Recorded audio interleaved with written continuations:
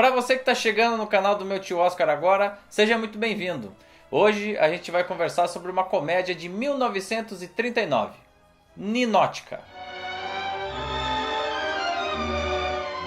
Hollywood e Washington sempre estabeleceram uma relação bastante pacífica de coexistência, principalmente na era dos grandes estúdios, que é justamente essa que a gente está estudando ao longo desses vídeos. E isso quer dizer que a produção que era feita lá na Califórnia sempre foi acompanhada muito de perto pelos congressistas de Washington. Ainda mais porque a gente tem que lembrar que nessa época o cinema era um grande meio de comunicação em massa, que vendia o incrível número de 80 milhões de ingressos toda semana. Ou seja, todos os valores que eram passados ali na tela acabavam influenciando a sociedade como um todo.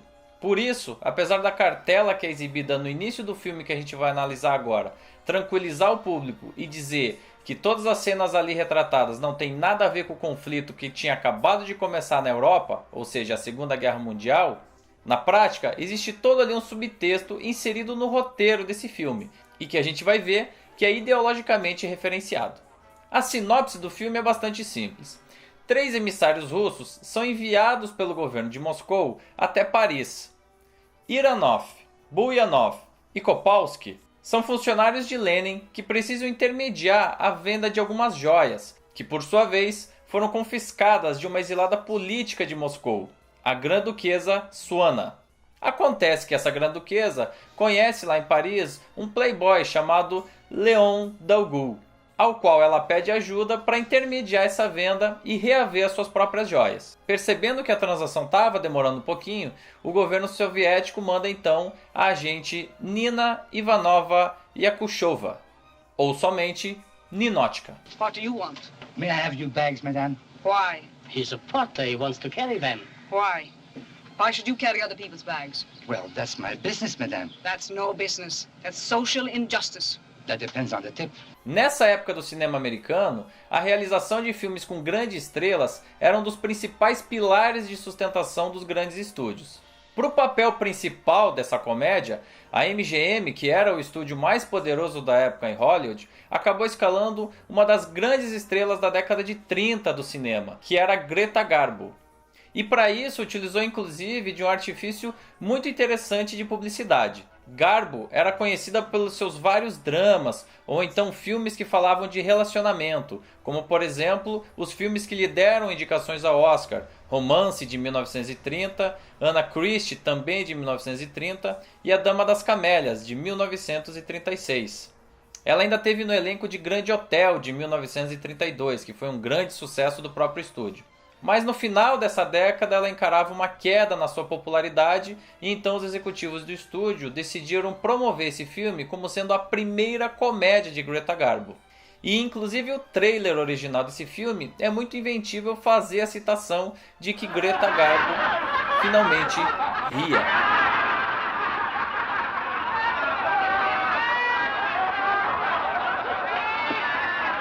Bom, e a partir daí, o filme se desenvolve como uma constante sátira rasgada entre os valores antagônicos do capitalismo e do socialismo.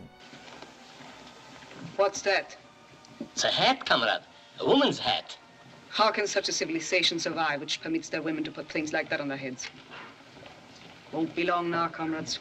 A personagem de Ninótica, ela se mostra desde o início como uma pessoa muito fria, muito objetiva e muito sucinta nas suas afirmações. Ela jamais ri, procura fazer o melhor que ela pode pelo seu país e pela eficiência da missão que ela está ali representando. E claro, ela resiste de forma resoluta a todos os galanteios e cortejos que o playboy Dalgou investe sobre ela. There you are, and here am I. Feeling? I'm interested only in the shortest distance between these 2 points. Must you flirt? Well, I don't have to, but I find it natural. Suppress it. I'll try. Uma sequência muito interessante para a gente notar isso acontece quando os dois estão num quarto de hotel e ela, ao ser questionada sobre o que seria o amor, responde: Love is a romantic designation for a most ordinary biological, or shall we say chemical process. A lot of nonsense is talked and written about it. É claro que isso só encanta ainda mais o playboy Dalgou, interpretado muito bem, por sinal, pelo ator Melvyn Douglas, que insiste resolutamente em conquistar aquela moça soviética. You're very talkative.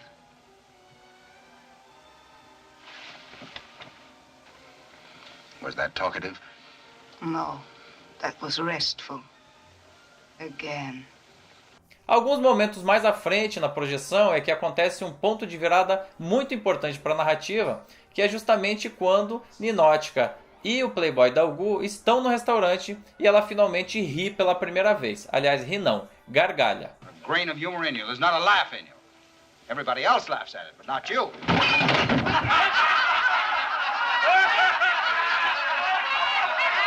Essa cena é muito importante, até porque aquela personagem que vinha se caracterizando como fria, objetiva e bastante alinhada com os valores socialistas, passava a se deixar seduzir pelo capitalismo e principalmente pelos valores do consumismo.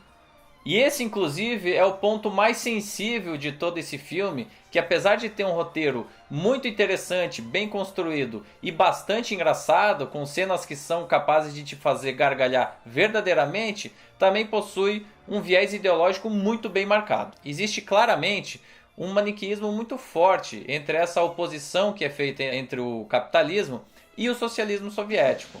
How much does this cost? 2,000 francs. A week? A day. Do you know how much a cow costs, Comrade Ironov? A cow? 2,000 francs. If I stay here a week, I will cost the Russian people 7 cows. Who am I to cost the Russian people 7 cows? E é claro, quem vence, entre aspas, essa batalha é sempre o capitalismo. Você tem, por exemplo, logo no início da projeção, uma frase que eu considero até mesmo incômoda, dita pela personagem Ninotchka, assim que ela chega de Moscou de trem. How are things in Moscow? Very good. The last mass trials were a great success.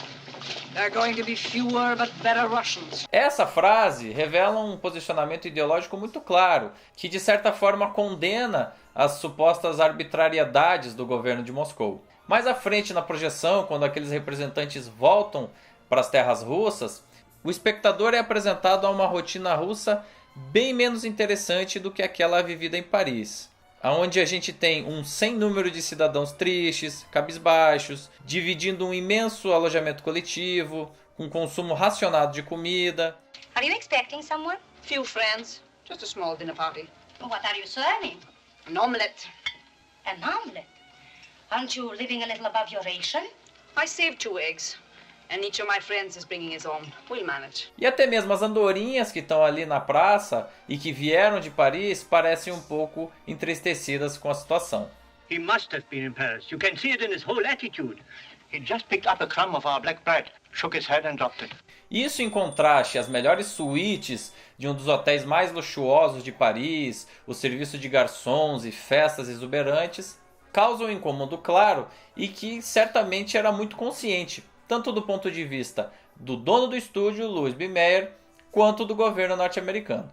E ainda que também existam críticas ao capitalismo, elas são colocadas em momentos menos importantes e com uma grandeza muito menor em relação às outras. And when I look at Bulyonov and Ironov and Kupalski, I know they're scoundrels and I should hate them. Then I realize who made them like that. Instead of sending my report to Moscow, I go down and buy a ridiculous hat. O trio de emissários russos é delicioso, completamente hilariante, ainda que os personagens deles sejam um pouco caricatos e de pouca profundidade psicológica. That must be the one. Yes, he looks like a comrade. Yes.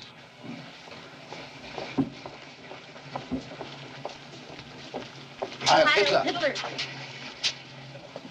No, that's not him. Positively not. E uma surpresa muito bacana do elenco desse filme está na rápida participação do ator Bela Lugosi, aquele mesmo que fez o Drácula para a Universal alguns anos antes. Ele interpreta o oficial soviético Razinin. How can the Bolshevik cause gain respect among the Muslims if your 3 representatives, Bulyonov, Ironov, and Kupalski, get so drunk that they throw a carpet out of their hotel window and complain to the management that it didn't fly? Unbelievable. It's an outrage. A produção, feita pela MGM, como já era de se esperar, é do mais alto nível, com direção de arte, figurinos e cenografia de primeira linha. O roteiro, apesar dessas questões ideológicas, também costura muito bem cada um dos personagens e é muito engraçado. Essa acaba sendo uma das melhores comédias daquele ano e certamente vale a sessão e a sua atenção. Até porque esse foi o penúltimo trabalho de Greta Garbo para os cinemas e o último que lhe rendeu uma indicação ao Oscar. Lembrando que ela venceria um prêmio especial da Academia em 1955. Questões ideológicas à parte, o filme é um divertimento de primeira linha. Se você já assistiu o filme, use o espaço aqui embaixo e deixe o seu comentário. Também não deixe de participar de todas as redes sociais do Meu Tio Oscar, do nosso site e, é claro, se inscrever no canal para não perder nenhuma novidade. O nosso próximo vídeo é sobre um dos maiores filmes da história do cinema. E o Vento Levou. Não dá para perder, né? Eu te espero aqui.